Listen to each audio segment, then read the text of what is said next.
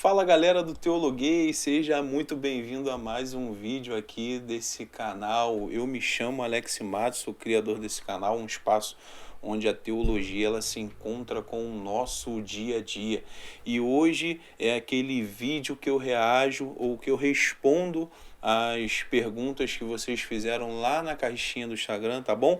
Então, antes de começarmos a responder, te peço aquela ajuda, se inscreve no canal, compartilha esse vídeo. Nós batemos a meta de 300 inscritos e aí vamos para a meta de 400, tá? E aí eu conto com a ajuda de vocês se inscrevendo, compartilhe esse vídeo com um amigo, olha, comenta lá com um amigo lá, olha que vídeo maneiro, que vídeo legal, tá? Curta, tá? Comente o que você achou, de repente alguma resposta que eu coloquei aqui. Se você discorda, não tem problema nenhum, nós podemos ser irmãos, continuar convivendo como irmãos, tendo ideias diferentes, tá? E não nos deixe de seguir lá no Instagram, que é onde eu coloco toda quarta-feira, abro lá nos stories lá uma caixinha de perguntas e aí o pessoal coloca as perguntas ali, eu pego e respondo aqui nas segundas-feiras, tá? Vamos pro vídeo? Bom, a primeira pergunta deixada lá foi: explique por que Jesus disse: nunca mais terá fruto, nem era época de figos. Bom, essa passagem ela parece muito estranha, né, quando a gente lê, mas é importante nós entendermos o contexto. Eu sempre falo isso, é importante nós entendermos o contexto da passagem. Jesus ele está passando ali com os discípulos e ali aquela figueira ela tá linda, ela tá cheia de folha e era costume uma figueira ter, quando tinha muitas folhas, ela ter os seus frutos, ela produzir ali o fruto. Porém, quando Jesus chega para aquela figueira, ela só tinha aparência.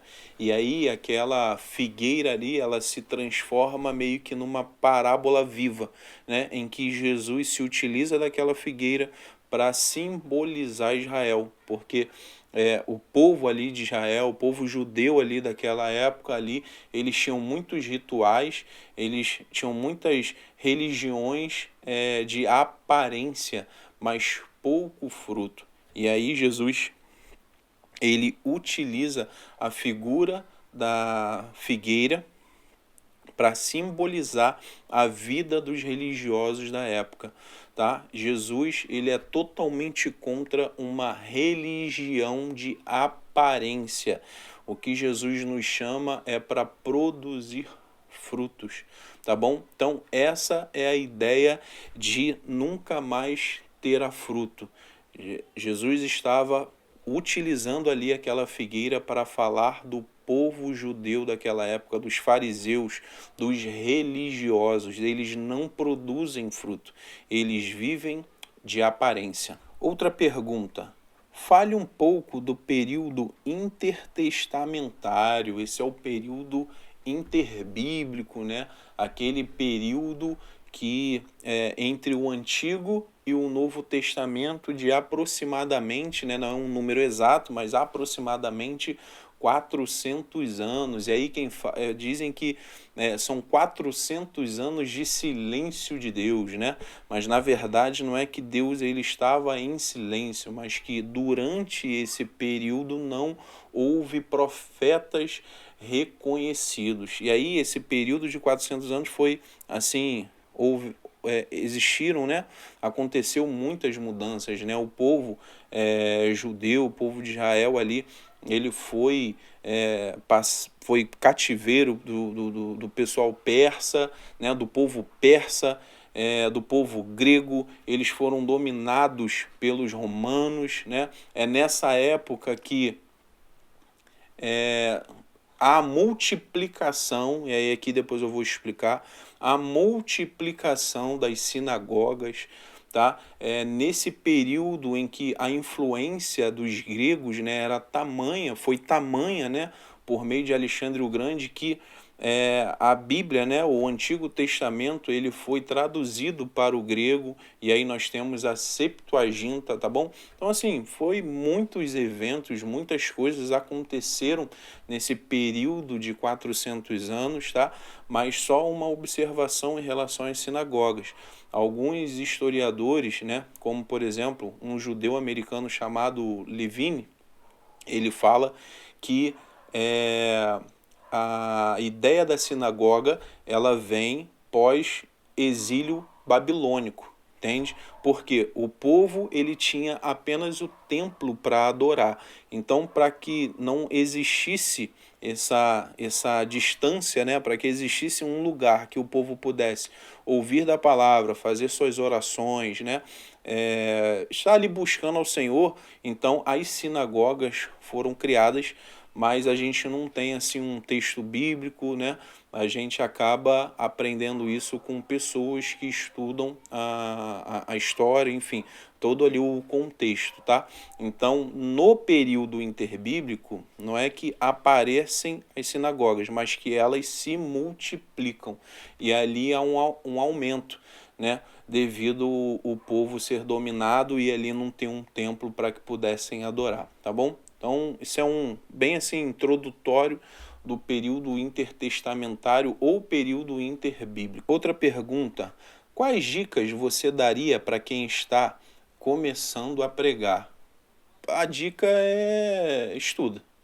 Leia bastante, converse com seus pastores, converse com seus líderes, peça bastante dicas para eles, tá bom? Porque eu acho que melhor do que ninguém, né? Eles são aquelas pessoas, eles serão aquelas pessoas que vão te ajudar nesse momento, tá? E leia bastante livros, se puder, compre comentários bíblicos. Esses dias mesmo na igreja, uma irmã veio me pedir uma ajuda, um conselho em relação a um comentário bíblico, e ali eu falei para ela de alguns comentários que eles comentam o livro inteiro. Então, assim, te indico, compre livros que comente o livro, entende? Não compre esses comentários que falam, um comentário que fala da Bíblia toda.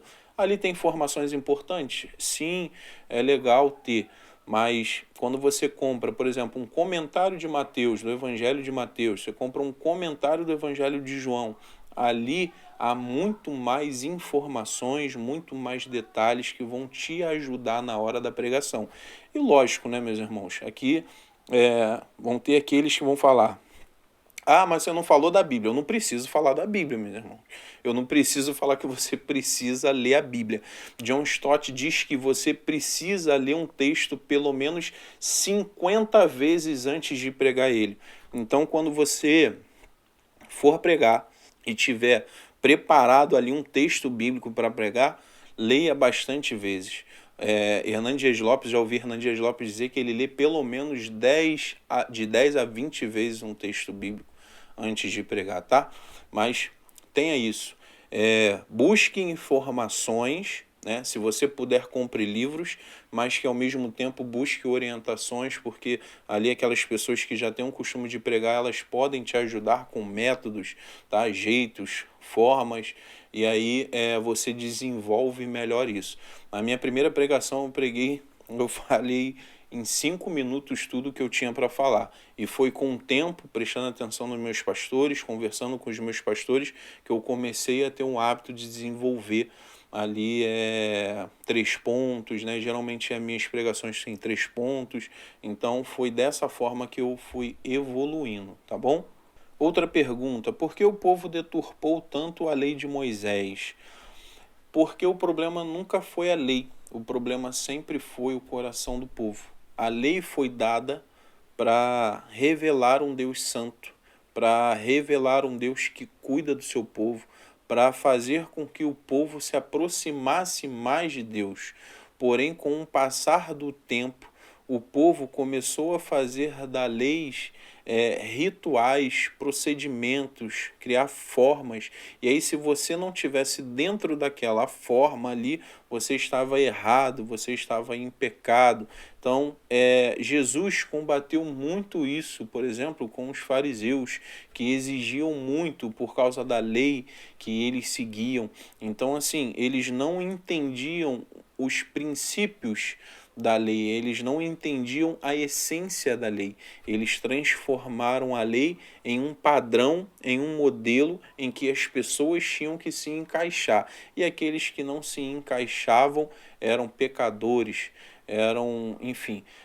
Então, a questão nunca foi a lei. A lei ela foi colocada, como eu disse, para trazer o povo para um relacionamento. Por isso Jesus diz que ele não veio para abolir, mas para cumprir. Ou seja, é por meio de Cristo que nós agora temos o relacionamento com Deus, né? Por meio de Cristo que nos achegamos a Deus.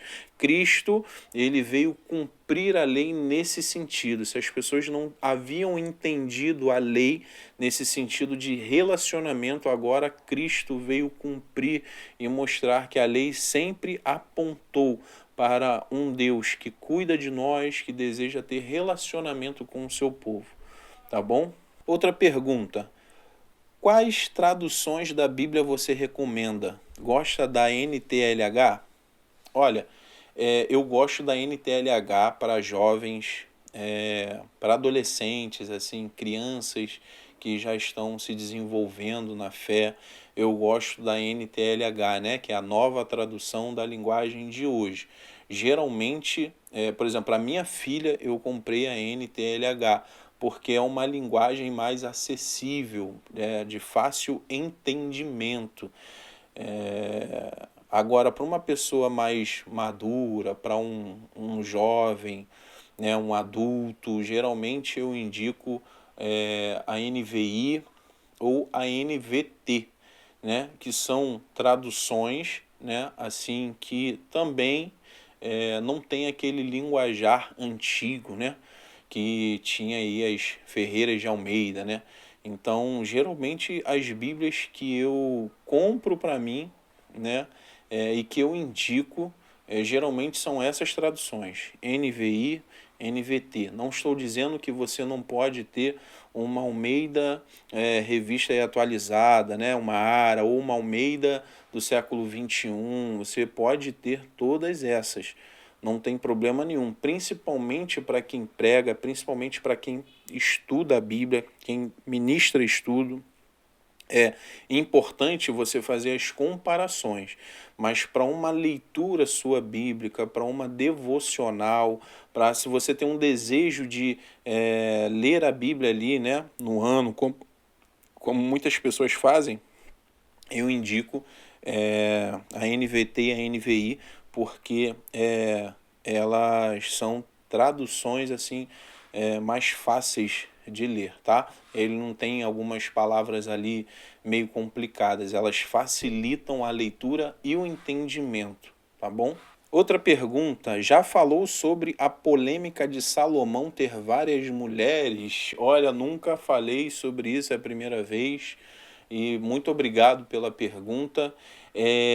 Então, a questão de Salomão ter muitas mulheres, muitas vezes se utiliza isso, né? Eu já ouvi pessoas, quem já foi funkeiro provavelmente vai se lembrar do Mister Catra, né? Que faleceu, né? Ele uma vez utilizou a questão de Salomão, né? O exemplo de Salomão para dizer por que ele tinha várias mulheres, né? Então, assim, deixa eu te explicar. Em primeiro lugar, a Bíblia não apoia a poligamia.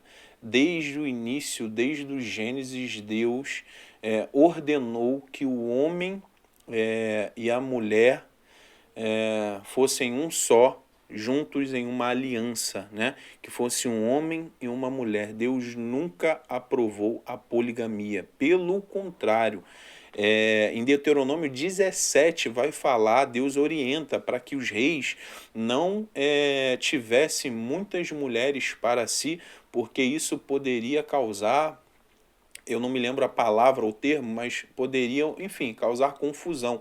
E é exatamente o que acontece com Salomão. Salomão tem tantas mulheres e exatamente as mulheres que na sua velhice orientam, né, ou influenciam ele a se relacionar com outros deuses, né, a buscar outros deuses. Ou seja, a Bíblia nunca nos orientou a termos, né, várias mulheres, pelo contrário, uma mulher e um homem, tá bom?